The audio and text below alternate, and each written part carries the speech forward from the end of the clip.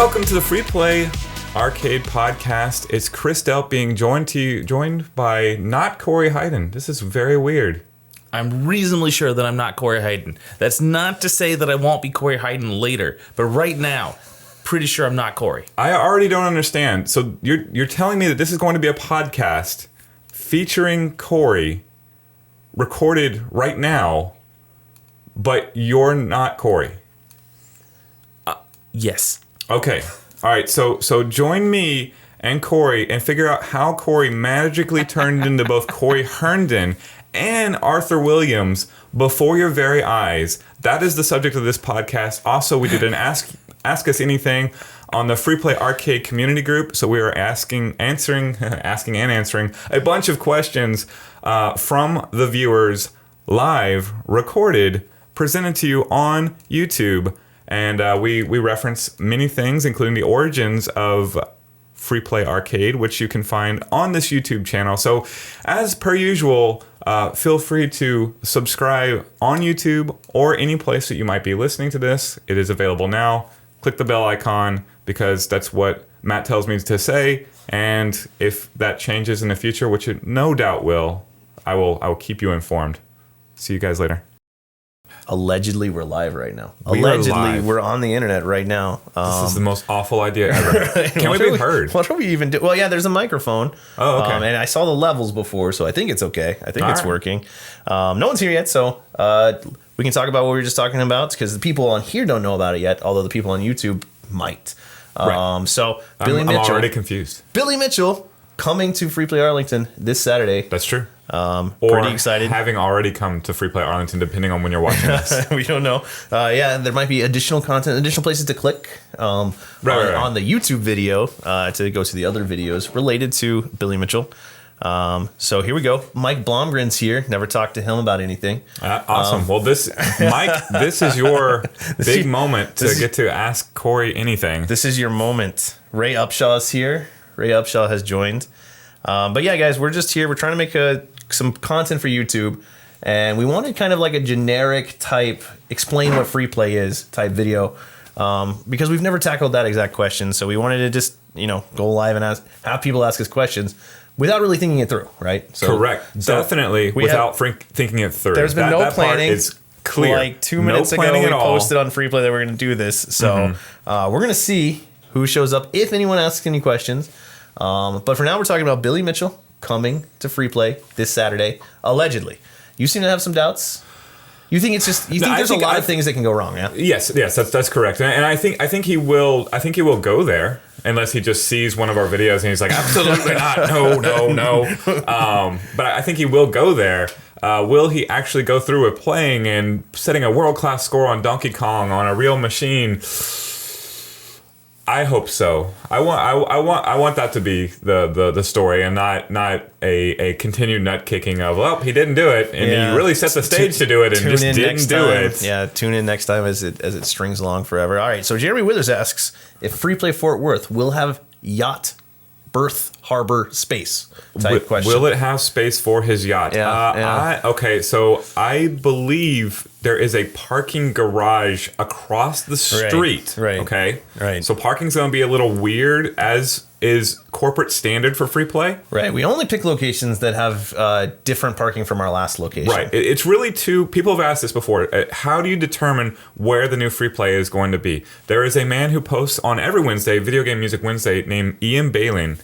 We have his actual street address. We put a compass needle directly into his house. And draw a circle. We draw a circle. It has to be on that circle. That's the first rule. The second rule, the parking has to be an adventure in some way.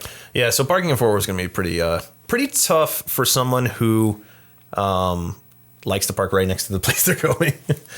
We have street parking, lots of it. We have a big garage across the street. That's really not that far. It's any reasonably healthy person in the world should be able to walk it. That's my plan. I plan to park across the street in a parking garage, walk across the street. Now, their boating facilities, sadly, in the downtown Fort Worth area are not what we would like. Not too many waterways, I guess, nearby. No. I'm trying to think of any. So maybe like a creek that drains into something. Yeah, maybe if we can have, like, I don't know, the last fall time party where we actually bring in our own like waterway and then park the boat there. But we would need we would need Jeremy to actually sit there and swing his arms. We need specs though too, right? He needs to tell us kind of how big this thing is, because what I'm picturing now is we could throw him on like a parade float that looks like a boat.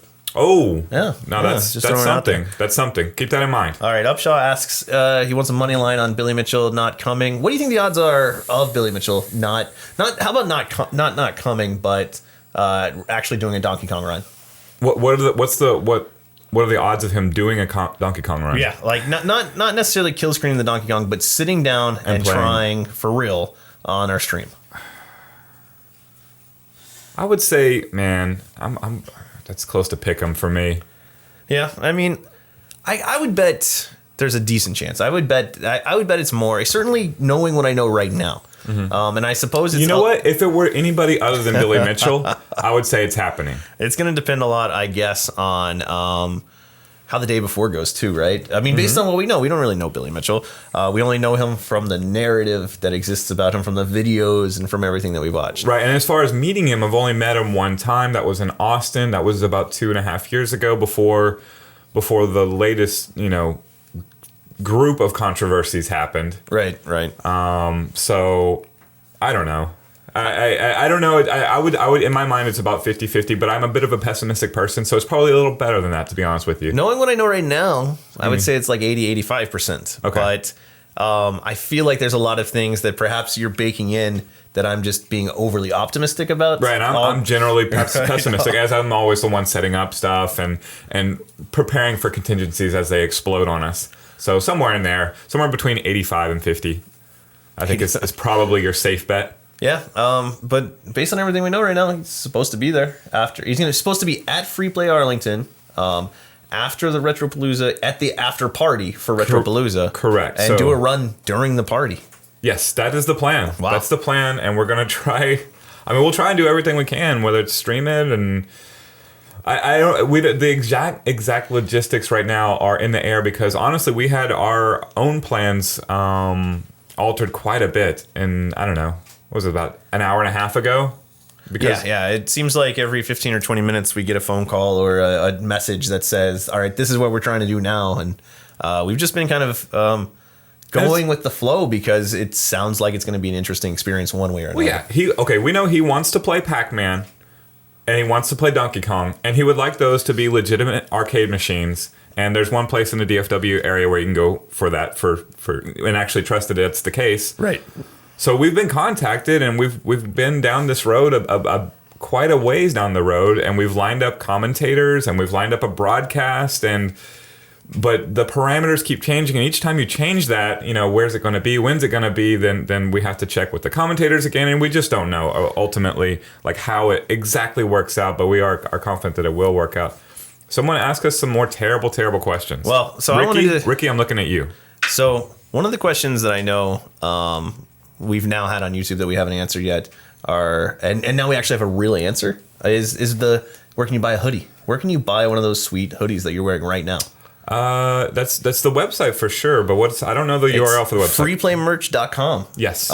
You can buy this hoodie. They're available for sale right now. Actually not this hoodie, unless you buy me another new hoodie, in which case you'll I guess you can have my hoodie. And like we've actually, it's been a big debate recently in internal free play whether or not we should have that you must get a size up text on the website, because allegedly, now it's not true for me, allegedly there's people that like fit in their normal size in these hoodies. This is my normal medium size. It is tight. Also, if I do one of these. Yeah.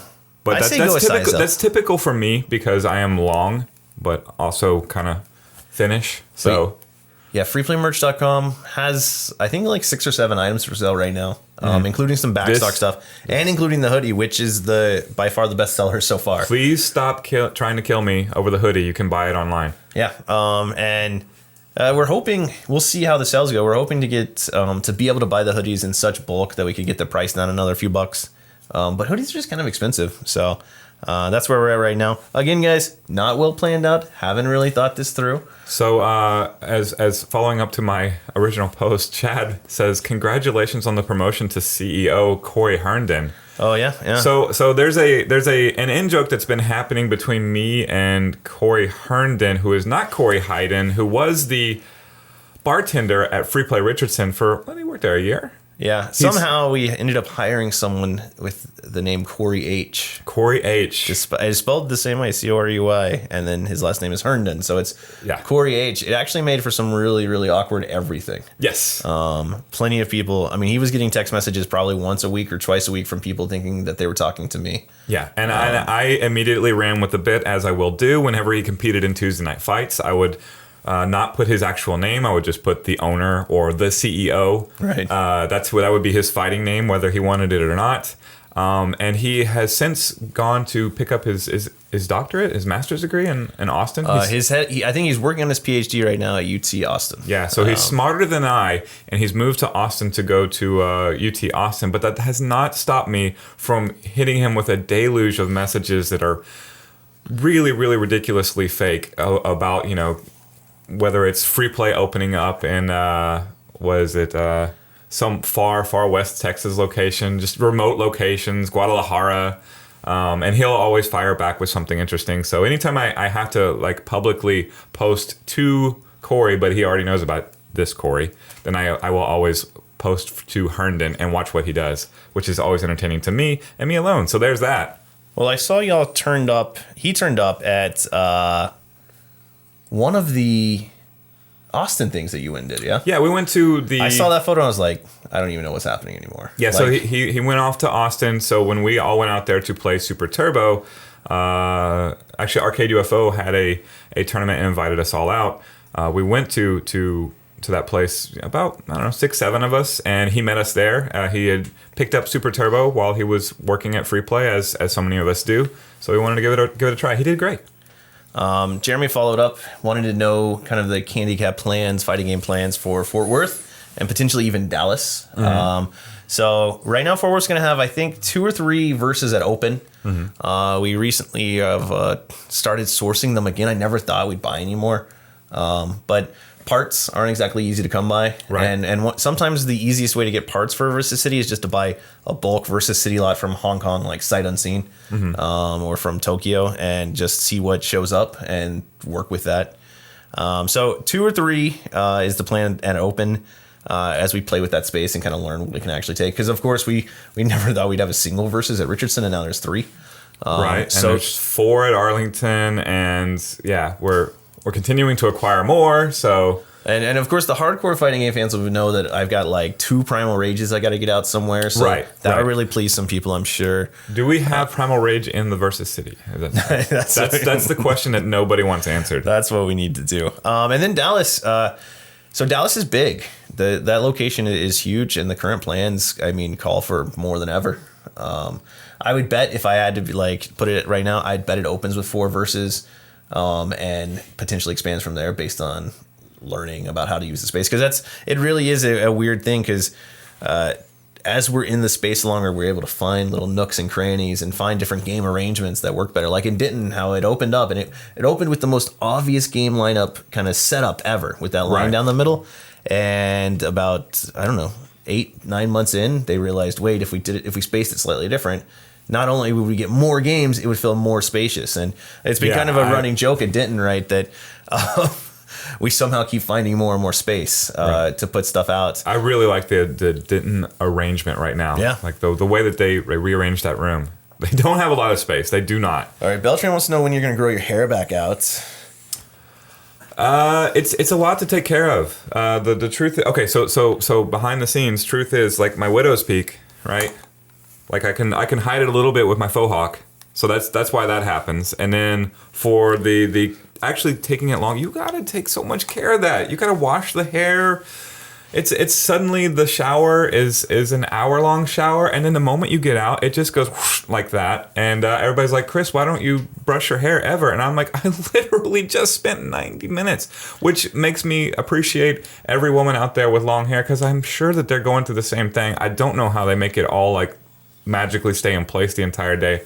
But yeah, you can look back on my actual personal Facebook, which I always keep open and public, to see those for some nice throwback shots. To see those throwback shots of me with really, really long hair that looks ratty. That I promise you, you were still working hard on. I brushed it and brushed it and brushed it. So probably never. If there was a hair bet, then I would bet for something that was more like this style of hair changing a different color or something like that. Not going back to long anytime soon. Sorry to disappoint you, Michael Beltran. Maybe we can do it together. Well, I haven't had a haircut in a long time. Yeah, this guy's crazy. I had one. He might. I haven't. It's really weird though, because like you get to that point where it's just kind of like awkward on the side because the side length is the same as the. I'm still working on it, but I'm probably just not gonna ever get another haircut. The first awkward link is when it's right in your eyes. No matter what, it's always poking you in the eyes. All right, so everyone wants to know that it kind of seems like they came up with this idea kind of uniformly. Mm-hmm. Is Billy Mitchell just trolling free play because we haven't been exactly like the easiest on him, right? We've kind of stuck it to him on the. No, there's no way. No, there's no way. And you know why? Because Billy Mitchell is self-obsessed. That's a second level of trolling another entity that he's not thinking about another entity. How does this apply to Billy Mitchell? I guess the real thing is like, he's not only has he told Retropalooza it's cool to announce, he's told us that it's, we're all allowed to announce that he's doing it. And though he's done plenty of stuff that makes him look like the bad guy, I don't think I don't think he gains very much by saying he's going to be somewhere and not showing up. Yeah. And Billy Mitchell does and doesn't do what is good for Billy Mitchell. I don't think he would think about what I can do. He's not going to take a vendetta to free play unless he wants to defeat free play as part of the Billy Mitchell narrative. That's just not. Well, and I think, and I could be proven wrong, but I think it's part of more of we talked about how we'd only ever trust a score on one of our machines, and we got a lot of views, and people were talking about that. I honestly think he was like, I'm in the area, let's do this. And for me, I'm just like, well, that's interesting. Like, whoa. Like, I never expected him to kind of want to show that he can do it, but I guess we're going to see if he actually does. I mean, honestly, this is a 10-year-old me's dream come true because he is Billy Mitchell, the guy who got the perfect game on Pac-Man back before I knew that was a thing that was possible. So I've always wanted to watch him play. I mean, this is the perfect scenario if it all goes down according to plan of like I actually get to see my childhood hero play Donkey Kong and Pac-Man for that matter in front of my face. It's incredible. All right, so some free play merch requests. Jason Palmer wants thongs. I guess he wants to see Michael Beltran in a free play thong is, I think, what the only takeaway from his comment is. Okay, I haven't looked into it. I bet they're pretty inexpensive. I bet I can sell them for a lot too. That's not a lot of fabric. Yeah, we're gonna need some fan participation help in getting that Michael Beltran in a free play thong thing like prototyped. Really, we're not taking it off the table, but we don't really know how that might look. It seems like we might have to have some sort of like representation posted in the comments below of what Michael Beltran would look in this free play thong. Not a lot of space for our logo, and I'm pretty big on right. Sure. Camber wants some free play blankets. We've had some issues. This is because she says it was always cold in free play, and we've actually had some issues this year with getting it warm in the arcade while still not having the dead air feeling. Because like the worst thing that happens in fall is your thermostat goes to the point where it doesn't want to click on the AC, so all the air feels really heavy and dead because it's not being recirculated. And then one of the things you can do is like turn on the fan, but that doesn't take the the water out of the air, which a AC does. So then we run the ACs a little bit to try to keep the air fresh, and then it gets really cold. It's a complex problem too, because if there's a ton of people in there, then of course you need the AC blasting, and if there's 30% less people, then that's less body heat happening. And yeah, I've definitely been. I remember the early days of free play Arlington. That's actually I had some of my early blindfolded free play performances where me and my Daredevil hoodie that had a blindfold that would come over my face, I was always wearing that hoodie because it was cold there. I honestly haven't had as much of an issue with that recently as I did initially. Right. Yeah. No. It's been a lot of. But when it pops up, it's cold, and it's cold, and it's cold, and then there's nothing that really anybody can do about it for a good 45 minutes, and sometimes it's a time sensitive, like Billy Mitchell is just shivering, and it's like I don't even know what to do here. Well, and one of the other things that comes into play is the managers being really nervous because if the AC gets behind, right? If the AC lets it get too hot. As more and more people are coming in, like on a Saturday night, problem. You can't. There's no more AC to throw at it. You can't fight it. Right. So starting at a slightly lower temperature, but we have actually noted that we've been working on it. Yes. And yeah, he's not kidding. We have talked about it in the office, trying to get that temperature regulated. It's such a difficult problem. the free bed blankets does sound nice. All right, Joe Gonzalez wants to know. He says first, thank you for welcoming him into the community, and 2, can we get MVC2 at every location? All right, first. Let's talk about how MVC2 is kind of a problem game. Not because it's a bad game or anything, but because of the kind of debate. And it's not even a real debate. It's more of like there's one right way to play MVC2 that people generally agree on, and there's not a lot of leeway there. And so MVC2, based on looking at a ton of discussion, the best way to play it that I've seen is with American sticks, American buttons on a big pedestal style cabinet, right? I know what you're referring to. I don't know what the name of that cabinet is, but yeah. I mean, it's like where you have the pedestal in front of you and then you have the huge screen on the other side. That was kind of like how a lot of people were introduced to MVC2 because when MVC2 was coming out, there were these huge old school family entertainment arcades trying to fill space. So things like those pedestal cabinets did really well.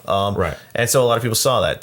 MVC2 was also released as dedicated for the Big Blue and with a dedicated kit for the Dynamo. So those were kind of like the 3 prescribed ways to play it, always with American sticks, always with American buttons. Of course, recently the fighting game communities nationwide and at Free Play have been kind of gravitating toward these American caps, or I'm sorry, the Japanese caps. Right. And so it became kind of a problem. Marvel vs. Capcom as a series in general was directed towards the American audiences more. Right. And more popular here. Right. And this was kind of, it was made by Capcom, but it was a kind of an American release style game. So it never really caught on as like a huge Japanese game or a huge game that was played on Japanese cabs. Now there's plenty of people who've tried to put it on there, but they generally get hit with complaints. Right. The last time we just did it, we did it was easiest to put it in the Japanese cabinet for the last time we did it, Tuesday Night Fights, and we definitely had complaints right then and there over Japanese sticks for Marvel vs. Capcom 2. So it's a complex question to answer. So then I think the best kind of like medium ground cabinet is that Big Blue. And I think that's what we have it at Arlington, right? Right. And that works great. But we don't really have the space or the ability to put it in a Big Blue at each location. And it's also kind of like... Well, it's frustrating to put it out there and have it upset a percentage of people no matter what you put out there. Right. Well, yeah, that's the thing, because then no matter what, the people who aren't really necessarily hardcore MVC people, they then kind of want it on the Japanese cap because they're used to playing all of their fighting games in that style with the Sanwa sticks and stuff like that. And then they get really... So it's a battle, right? Yeah. Interestingly enough, for better or worse, MVC2 is going to moonlight at Richardson for a little bit. During our employee appreciation events. That's all Joe really wanted to hear anyway. MVC2 is coming to Richardson. During our employee events, an employee was able to win a prize they get to pick any game in the collection, and it comes to Richardson. It's probably going to get set up in the current Marvel vs. Capcom cabinet over there, which will irritate other people. Right. So all those hardcore Marvel vs. Capcom 1 players who went away for 9 months and then came back. They will be grumpy for a bit. And... that's pretty much it. Yeah. So yes, it is on its way. All right, Ian wants some desserts on the menu. So we used to have a sandwich called the Elvis. Yes, I like the Elvis. Or the King. It was really good. Nutella in that, right? Yeah, so it was like a Nutella peanut butter, and when we were doing it like full on, it was Nutella, peanut butter, bacon, and mascarpone. Then you have a King Donkey Kong, variant of it as well. Yes, yeah. And so we played with that for a long time. Why does my memory work this way? I don't understand. The biggest issue is mascarpone cheese, which is like a sweet cream cheese. it turns very fast once you open it. And you'll see if you ever go buy mascarpone, it's like it's very serious to you to consume it within like 24 hours or 48 hours of opening the foil. So as a restaurant, managing that kind of inventory is difficult. Whereas, peanut butter has a long shelf life and bread has, we sell enough bread that the shelf life doesn't really matter. But a short shelf life like that on an expensive cheese like mascarpone, and you've got to have mascarpone for a good sandwich like that, we have to, we just basically had to cut it from the menu because we couldn't keep it. And the expenses were too high. We've looked at things like baking cookies in our pizza ovens. We've looked at a lot of different stuff. We looked at some prepackaged products just to try to add something in. I think cookies in the pizza ovens are the most likely, so that we could serve warm cookies and everything like that. We just haven't done it yet. We've been busy building out arcades. And the menu development has taken a back seat, and it's something I do personally, right? Right. I do like the look of the new menus, by the way. Oh, yeah. Well, and that was Josh Featherstone coming through and working on our graphic design stuff and just polishing that up. But, yeah, we want to get something sweet on there. It's just trying to find that balance on not having a big, huge money-losing item. Right. And I don't know that anybody wants $10 prepackaged cookies. Yeah, we did run into this. We found some prepackaged cookies that we really liked, and our costs for them would have ended up us charging like $7 for a single cookie. It just didn't work. All right. Michael Beltran says, so there's Pac-Land at Arlington. What are the odds of getting a Professor Pack? Pretty low. Professor Pack is like bad. But you have to understand that Michael Beltran likes bad Pac-Man. He likes bad. Right. You notice he did not ask for Pac-Man. No way does he want Pac-Man. Pac-Man's not even on the floor. He just wants... No. Professor Pac is kind of like a unique, weird game in history. I don't recall ever playing that one. I don't know if I've ever played it besides on like MAME. I've seen it in a collection or two. It's like a trivia education pack game. I'll confirm that, but yeah, I'm pretty sure. My head is spinning. Because they had the pack. They just wanted to put pack on everything. So they did that. Free Play Carrollton, not like, interestingly enough. No. Again, we've already covered this, Ian. We put the pin right on your house, which we know is in Carrollton. Therefore, Free Play Carrollton really doesn't adhere to our strategy here. If we want to crush Ian's spirit, we got really close in negotiations for a potential Carrollton location a while ago. It was kind of a weird spot, but it was something called it was some sort of old thing that was called a steak and lube, where they served like steak, but they did like hot rod nights and stuff. Can we keep the name? Yeah, the signage is probably still up. I don't know if they ever released it. The price was right. The size actually ended up being a little small, and we just couldn't really agree on terms. But yeah, we were probably Carrollton. Ian would like to offer his garage. Carrollton looked like it was going to be the next Free Play for a minute. All right, Jason Palmer wants to know when we're going to start brewing our own beer, Free Play branded beer, maybe a one-off. Boy, that's legality issues mean I am not commenting. It all goes this way. So no, Free Play can operate a brew pub in some way and still not violate the 3-tier rules in Texas. And we've looked at a couple of different options in that way because I think it would be really cool, and I think it'd be interesting to be able to experiment as Free Play and brewing some beer, just because I would like to see the can art. The risks would be not be nearly as big in terms for Free Play, because we could open up a small little production facility and it wouldn't, we're not like, if it doesn't work, it doesn't sink Free Play or anything. Whereas most people who are starting little craft brewing things have some serious issues with that. All right, Beltran remembers hyperfighting. When will hyperfighting come back? Hyperfighting's over at Lakewood Brewery. That's kind of where it lives now. Is it? Be more specific, Lord Beltran. Do you mean Hyper Anniversary Edition or? No, he's saying hyperfighting. So that's. Okay. I mean, Hyper Street Fighter 2 Turbo was the kind of re-release that packaged it all. I have never gone through with my threat of actually finding the Anniversary Edition board and stomping on it. That's a bluff. Okay, so Warren Costanza says, very excited about the new location. Well, that's not a question, but that's just, it's props, but that's cool too. Okay. All right, what kind of changes can we expect as far as community events? So Dylan wants to know the effect of the expansion on the community. That's fair question. Yeah, one that we have not we don't firmly have every little question answered on that front. So as you can see, though, we have recognized that our current community logistics don't necessarily support everything. So we've hired Emily out in Denton. Emily's now a full-time employee at FreePlay. And she's doing both a bunch of social media work, a bunch of marketing type work, but also making sure that there's like a weekly community event for Denton. Right. So this in fact today she starts with Soul Calibur. Soul Calibur, on Wednesday. If you're watching on YouTube, you won't do the last Wednesday. But yeah, she's going to be highlighting a different game every Wednesday, I believe. Yes.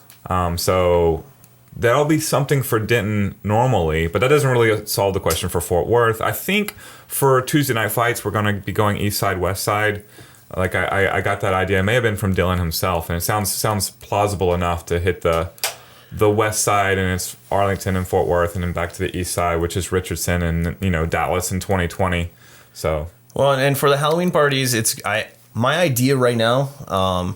Is to have kind of like an interesting rotation where I think there's, generally 4 weekends in the month of October, and then generally a Halloween day that's not necessarily on the weekend or it doesn't fall on the weekend all the time. So my plan is to kind of have a bunch of parties in the month of October. October being kind of a slow period, I think it gives us a decent opportunity to work up to that. And it gives us you kind of understand that if you're running a Halloween party on October 1st, it won't necessarily be the most attended. So you kind of plan for that as not having like such extreme events at the beginning ones, but still making sure that we're doing it because we love Halloween and we love the month of October and we're going to decorate all the arcades anyways. So why not have a special party to get more eyes on those cool decorations? Actually, when it comes to Tuesday night fights and it jumping location to location like that, that means there's going to be a more than I'm comfortable with amount of time between, say, one specific location getting Tuesday night fights. And my thought was when it goes to the east side, then the west side has some sort of watching party and vice versa. For that to actually happen, I would actually need somebody who is not myself that would want to organize such a watching party so that he can get people together or she can get people together. You guys can play fighting games and I don't know, maybe gamble some Beltran bucks on the outcome of whenever Beltran will actually lose in the tournament. So, yeah, if you're interested in kind of helping us host those parties, send me a message, chris@freeplayinc.com. Well, yeah, and that is definitely part of our plan is reaching out to the community. Yeah, and this is the community, so... And having them, try to help us along. But we're also, we recognize that we can only be in so many places at once, and we're going to try to adjust for that. But in general, we're definitely not going to have fewer community events. They might just be a little bit more spread out. Right. Kevin Rodriguez wants more pinball tournaments. There's a pinball tournament tomorrow. The Women's Pinball League is going to be in Arlington. I don't know. How does that work? It didn't work last month. Is it women's only? Or it is women's only, and I can't run it because I'm not a woman. Right. It is sanctioned by the IFPA, but they have like very strict bylaws, which I do understand of like women have to run a women's only league. That makes sense to me. But yeah, it actually didn't happen due to lack of participation. So if people are showing up to the pinball tournaments in large numbers, then we will do more. And if they are showing up to them in moderate numbers, then we will continue doing that many tournaments. And if they don't show up at all, then they don't happen. That's it's a answer to that question, but... All right, apparently I have to handle something for 1 second. Oh, sweet! It's all on me. You work on Arkanoid right now. It's going to be the AMA with just Chris Delp. Okay. James Sisner, he wants Arlington wants Arkanoid only. You're gonna have to be more specific. Is that gonna need to be Arkanoid or Tournament Arkanoid?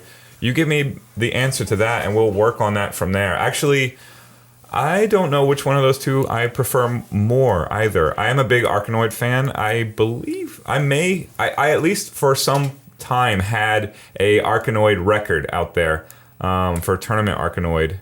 I haven't played the original Arkanoid in forever. I would love to. So I don't know. The game lineup choices are not actually my call. It would look a little different if they were, but not much different. I actually very, very, very much like the game lineup we have at all of the free play locations, including Denton. I wanted to go out there this weekend just because I do love free play Denton's lineup. It's very small, but I always have games in there that are really special to me. And man, Narc is there. I haven't even played Narc. Free play Denton lineup is so good. It's worth the $6 or fee that you have to pay in there. It's great. Also, I am terrible with touchpads. Not my thing. Johnny Hawley says, what magic was used to bring free play into existence? I think that's just from Corey's. We did several videos on the origins of free play, and you can find them in the YouTube section, the video section. We have whole podcasts dedicated to the origins of free play, but basically Corey was a collector of games that it got out of control pretty quickly, and he made a huge buy, the Kelly Ray buy, which was something like 120 machines. There's several podcasts where they go over every single machine that they bought in that and what happened to those machines really extensively. But that was the origin of free play arcade. Was sort of he had many arcade machines, and he got to that magic moment where he's like, I can get 100 plus more, but these better start making money in some way. So it was just out of necessity and out of his own growing love of classic arcade games. And you can see much more about that on our YouTube page. Michael Beltran says, WWF WrestleMania or WWF Superstars? Give me Superstars. Because I am the co-champion with Michael Beltran. Undefeated. Will always be. Jeremy Withers wants to thank for also crushing Carrollton's dreams. It's really all Ian's fault.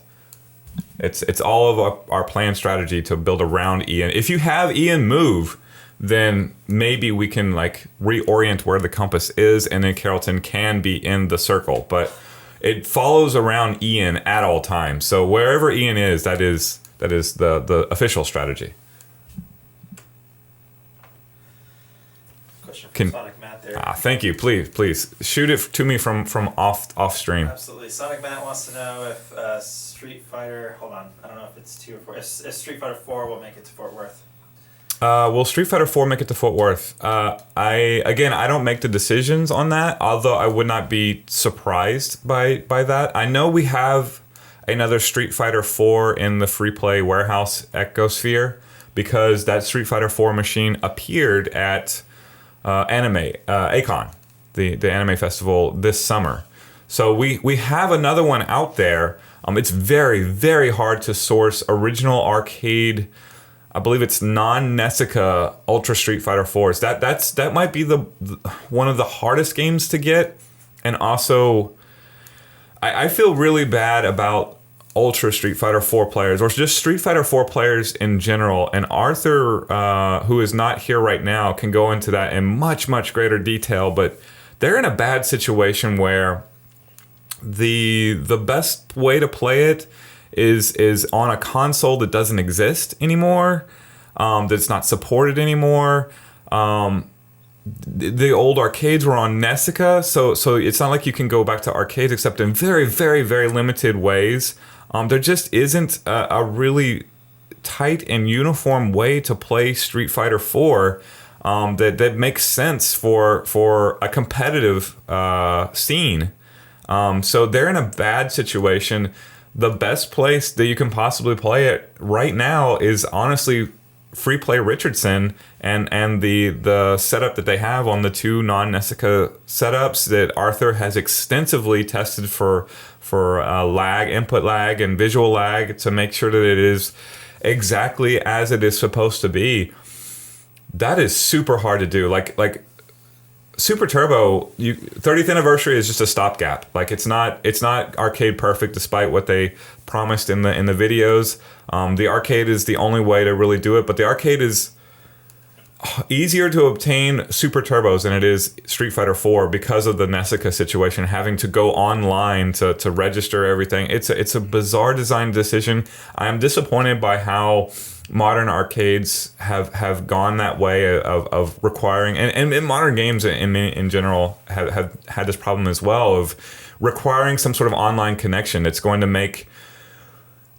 make your game future proof. Like the game will just flat out expire. And if you are growing up with these games, which I grew up with games, and Sonic Matt's growing up with games right now, if it's a modern game, you may be out of luck. I don't understand what the thought process is, other than we want our buck now and we don't really care what happens in 20 years because we're not artists in our mind. It's so weird. Do we have other ones? Jeremy Withers wants to know when you might start, or when he might start seeing some teases for Spring Series 2020. I don't know. I will say we have our Japanese players all booked. I'm definitely okay. So we're going to do our charity event on November 2nd, the Extra Life Charity Challenge. That'll be live at Free Play Arlington, November 2nd, 10 a.m. to 10 a.m. You can go to donate.freeplayhof.com for that. Please sign up because no one has except for Keith from Seattle, who's flying in. We're asking $25 for players, and I will definitely announce something during that. The scope of the announcement, I don't know. But I will say this. We have the date. If you're on No Honor Crew, I may have leaked the date. We have the date. We have the Japanese players. We still don't have the qualifiers announced or planned yet. I have contacts out in New York and LA. I mean, that's where we've done it before, so I would assume that's where we're going to do it again, but I really don't know. So I'm guessing next announcement will be 11/2 during the Extra Life party, but as far as like a big announcement program, I don't know. We don't have a strategy for it right now. Dylan has a good question. He wants to know, I guess we'll get back with Corey as well when he gets Should in recap here. He these wants to questions, know too. what you think about Killer Queen. He says it's at all 3 locations now, and it seems like there's an event for it almost every week, whether run by a free player or not. Wait, what was the question again? He just wants to know what you guys think about Killer Queen. What? All right. The question is, what do I think about Killer Queen? That's a complex one as well. I really like the game. I think it's a very, very solid game. It's incredibly fun to play. It's got unique things that are built into it. It's a modern game, even though it's a retro-inspired game. So it's a very good game. It's very good for large groups of people. It brings people into arcades that have never played arcade games before. So I want to support it because it's just a great game. But like, also you can't play it with 2 players.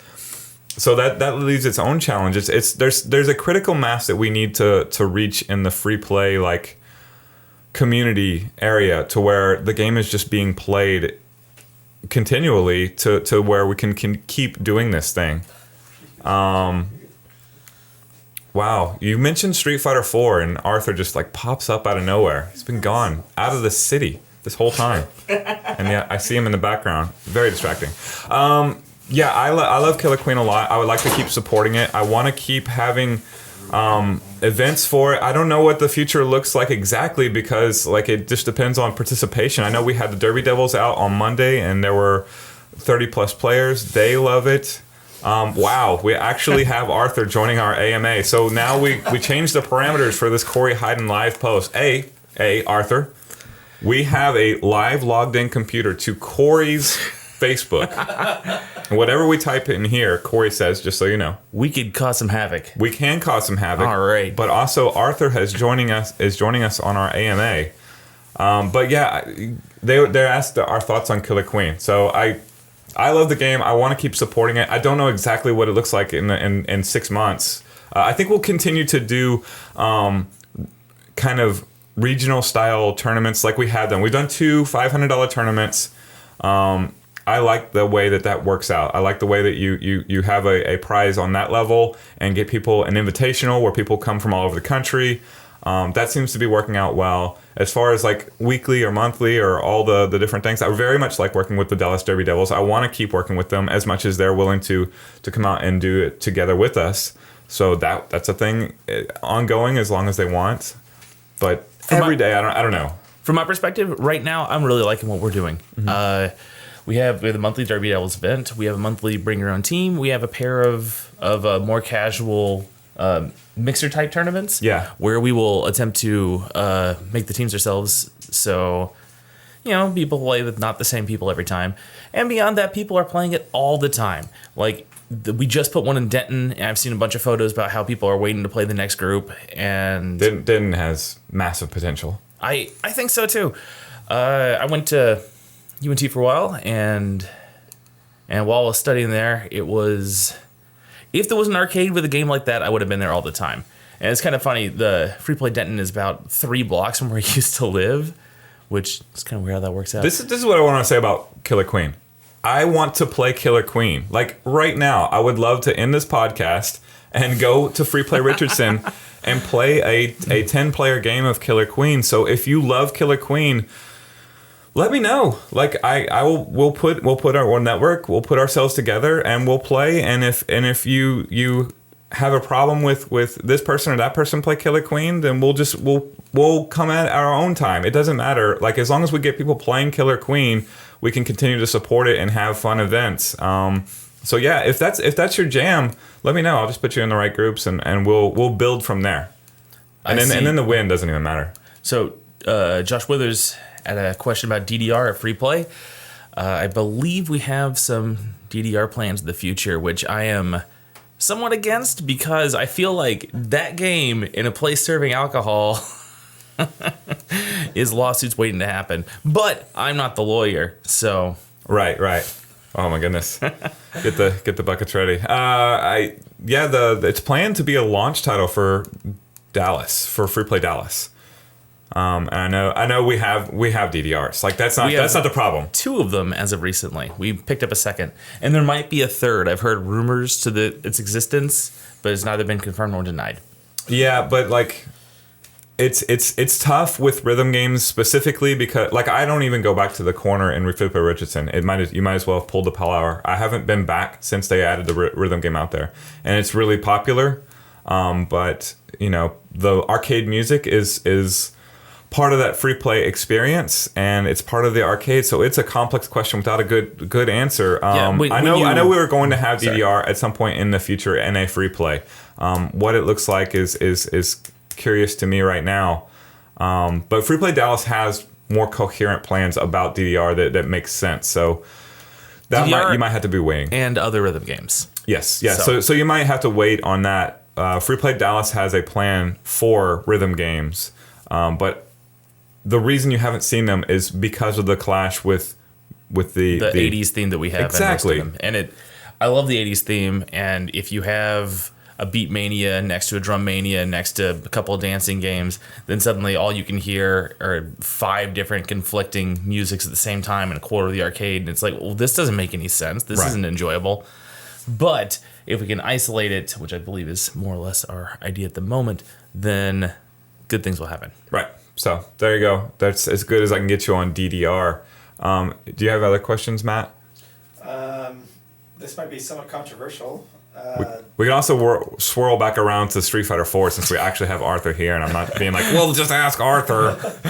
Well, Jerry wanted to know if it's possible to unlock the costumes for Ultra 4. No. I'm sorry. You have to have a Nesca compliance system with the Japanese cards. I would really like to have one of those cards because then I could grind my way to Grandmaster and have it be worth more than what I did on Xbox Live. Twice. And then Dylan, again, wants to know what modern game dev has been the most helpful, responsive with free play. What modern game dev has been the most helpful, responsive? Cosmotron. Cosmotron. The Sky Cursor guys. Oh, the Sky Cursor guys? Yes. Oh, you are right on that. But Cosmotron is still great. Easily in second place. Yeah. Well, I mean, we've had a lot of good response from a lot of the modern indie game developers. So, Bumblebear, the makers of Killer Queen. I've met Nikita. He's nice. Likewise, they've helped me out with several things involved in their game. Right, and he's been owing me a video as we were going to shoot I'm coming to free play video for a while, but like I wanted it to be more organic. If he ever finds his way out here, we'll shoot it then. But yeah, Nikita from Bumblebear is really great. So it's mainly Shane who's in this group, who I wouldn't be stunned if I was watching this, is one of the creators of Cosmotrons. He's in our Cosmotrons group, so if you're interested in Cosmotrons, that's the 4-player Gravatar-esque game at Free Play Richardson and Arlington, I can add you to that chat, and Shane is a part of the chat, and like you said, he's been super helpful. And if you're not interested, I say check the game out. It's awesome. They sent challenge cards. So anytime you beat me at Cosmotrons, I'm giving you a challenge card, and it goes into our ecosystem. And we have a whole system set up to upgrade those challenge cards to different trading cards or different Cosmotron memorabilia that the Cosmotron creators have given us. So they have been incredibly helpful, especially since we've picked up the game just a few months ago. So they're great. And then traditionally, for years now, the guys at Griffin Aerotech in Indiana, they've been helping us and partnering with us for things. I mean, they've been sponsoring the monthly high score competition for a long time, years on end. When we had a stream, when it was me and Orlando, the former general manager of Free Play Arlington, it was at Richardson playing the Sky Cursor. We just streamed for like 4 hours and they watched us the whole time, and they had a ton of comments for us afterwards. Like it's been really surreal talking to developers of games who are active in their games, and none have been more more helpful over the course of years than Griffin Aerotech. So that's my answer, but they're all really, really good. So let's do one or two more and then wrap it up. Ian says, since Arthur is here, is it safe to say that Free Play Richardson is the new Goons Fight Club every other Friday night? Well, that's an interesting question. A lot of the players from back then, that era of 2008 to 2014 or so, have been showing up on Fridays. Logan's been playing CVS2 with us, and Mike Vo. A bunch of the Street Fighter 4 guys have been coming out. Andre and Joe. Sadly, Chuvy, but you know what you're gonna do. You got to take some of the good with some of the bad. We need to play some more ST, Chuvy. Send me a message. I want to lose to Boxer some more. Yeah, we've had Arbon and Teggy coming out occasionally. Chaz.